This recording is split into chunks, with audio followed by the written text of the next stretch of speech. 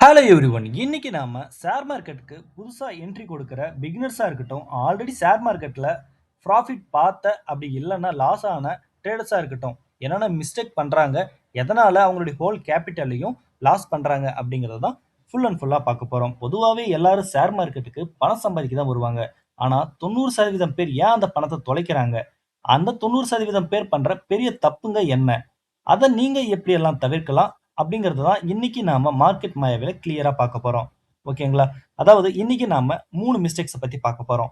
Mistake number 1, over trading and revenge trading. பொதுவாவே ஒரு loss வந்த உடனே அத திரும்ப எடுக்கணும்ன்ட்டு திரும்ப திரும்ப ட்ரேட் பண்றது.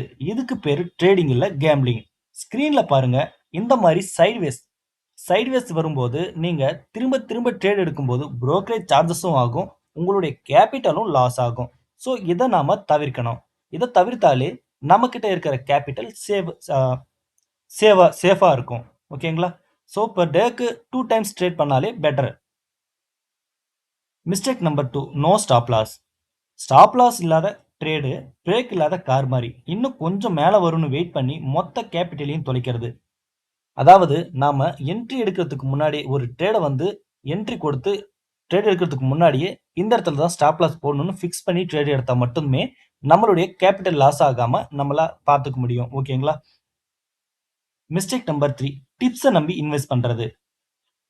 யாரோ ஒருத்தர் டெலிகிராம்ல டிப்ஸ் தராங்க, இல்ல ஃப்ரெண்டு சொன்னாரு இன்வெஸ்ட் பண்றது அப்படின்லாம் வந்து நாம கண்மூடித்தனமா வந்து ட்ரேட் பண்ணக்கூடாது. உங்க கஷ்டப்பட்ட பணத்தை வேற யாரோ ஒருத்தர் கையில கொடுக்காதீங்க.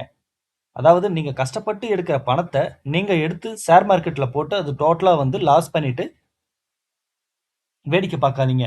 பேசிக்கை கத்துக்கிட்டு நீங்க அனலைஸ் பண்ணி ட்ரேட் பண்ணுங்க. ஓகேங்களா? பேசிக்கா உங்களால என்னெல்லாம் வந்து ஷேர் மார்க்கெட்ல கொஞ்சம் கொஞ்சமா கத்துக்க முடியுமோ அதெல்லாம் கத்துக்கினதுக்கு அப்புறம் ஆப்ஷன் ட்ரேடிங், ஃபியூச்சர் அப்படின்ட்டு வந்து நீங்க ட்ரை பண்ணுங்க. ஓகேங்களா? எடுத்த உடனே ஆப்ஷன் ட்ரேடிங்ல போயிட்டு மொத்த பணத்தையும் லாஸ் பண்ண வேண்டாம்.